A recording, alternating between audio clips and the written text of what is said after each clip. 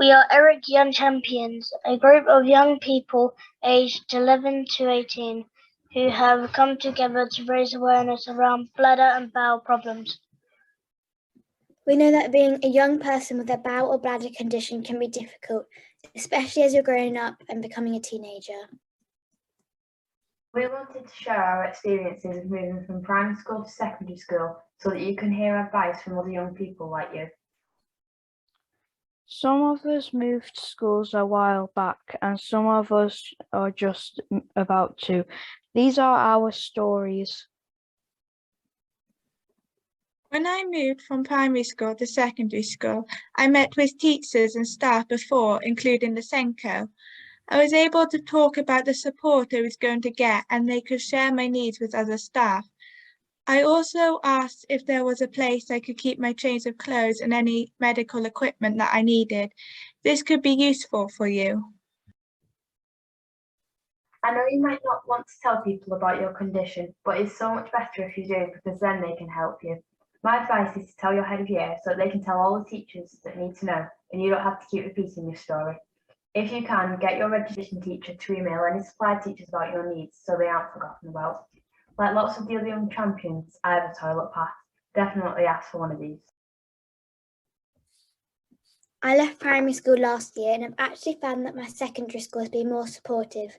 Instead of being the only people with a bladder and bowel condition, now there are other students like me, so it's been much less of an issue. I also have a member of staff who I can speak it to about feeling unwell and my emotions, which has helped me a lot. Like Philippa, I have a toilet pass, which means that teachers don't ask questions and I can go to the toilet when I need to.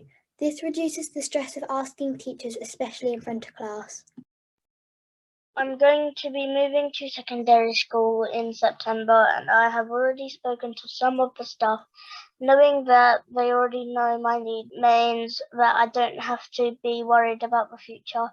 I also chose a school with less students as it will be easier to move around and I won't have to worry about the crowds in the corridors.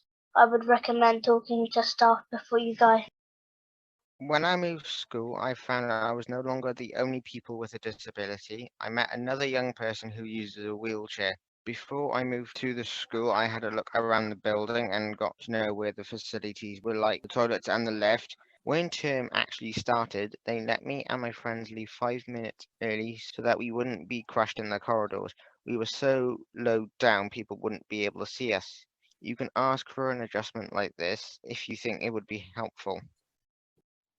I didn't have any support moving from primary school to secondary school, and I think it would have been helpful. I did have a medical plan though, so my advice would be to make sure that the staff know about any medical plans or education, health and care plans you have.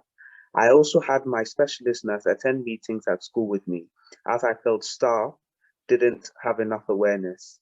This is something you could ask if you think it would help your teachers understand your needs. Moving schools will be different for everyone. We all have different conditions and we will be going to different schools. But here is a reminder of our advice based on our experience. Meet and talk to staff before you move schools. It can really stop you worrying if you know that they already understand your needs.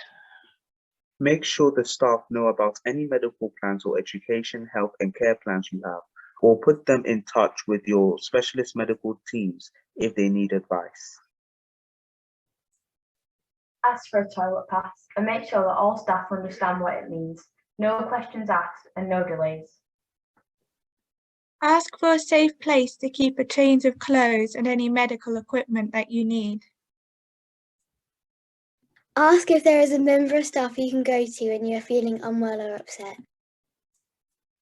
If you're worried about corridor crushes, ask if you can leave 5 minutes before the end of lessons. And finally, find out if there are any other young people with bowel or bladder conditions in the school. Chances are there are other young people like us. For more information and resources made by us, the Eric Young Champions, head to www.eric.org.uk.